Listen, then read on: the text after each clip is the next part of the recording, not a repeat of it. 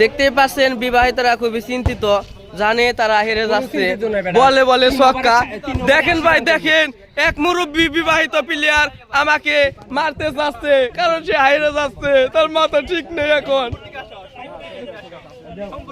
এখানে আছে রবিন, আমার বন্ধু, সে কিছু বলতে চায় না। আরিফ ভাই মানে তার খুব রাগ উঠে গেছে, তার কাছে গেলে আমার মোবাইলটা নিয়ে আসছে। আমাদের এই বিশ্ববিখ্যাত একজন প্লেয়ার আছে সালমান ভাই, তার কাছ থেকে কিছু শুনতে চাই। বলেন ভাই, সে কিন্তু আবার বিবাহিত। 3 বার আউট করে একজন ব্যাটসম্যানকে আউট দেয় না, আমরা ইনশাআল্লাহ তাও জিতবো ম্যাচটি। 250 রান আমরা তাদেরকে দিয়ে খেলাই। গতবার 4 ম্যাচের 4টাই হারছে তারা, আজকেও হারবে। আপনার কথাটা আমি এখন এম্পায়ারের কাছ থেকে শুনতে চাই, আপনার কথা কি ঠিক নাকি ঠিক না?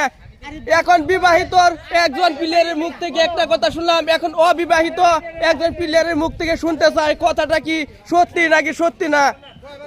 আমাদের এম্পায়ার কাছাকাছি এসে পড়ছে। এম্পায়ার আপনি বলবেন, কোনো ঝামেলা হয় জানেন? আমি জানি এম্পায়ার সে ঘাবড়ে গেছে, ভাবছে এই আমি সব সময় সৎ পথে চলতেছি, যেটা সত্য সেটাই বলতেছি, এই রকম চলতেছে। কিন্তু বিবাহিতরা সেটা মানছে না, তারা চাইতেছে এইখানে তাদের পক্ষই ধরে কথা বলুক। কিন্তু এই আমাদের এম্পায়ার তরিকুল সে খুব ভয় পাচ্ছে, যদি খেলার শেষে তাকে মারধর করে। তাই সবার কাছে মানে এই কথা বলার পরে, এম্পায়ার দেওয়ার পরে সবকিছু চলাকালীন তাদের কাছে বারে বারে মাপ চাচ্ছে।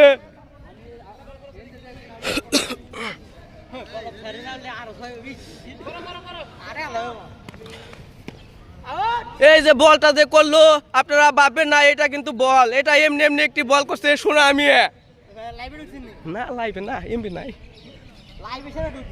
লাইভে ঢুকমি এমবি নাই ভাই। হ্যাঁ দেখেন দেখেন ভাই, বিবাহিতরা তারা পাচ্ছে না বলে আমি ভিডিও করতেছি, তাই আমাকে মারতে আসছে।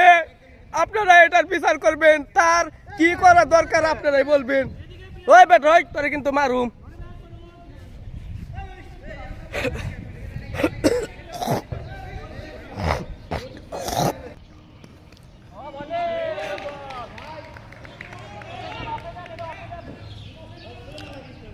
এখন বল করছে শম্ভু সরকার, তার প্রথম বলে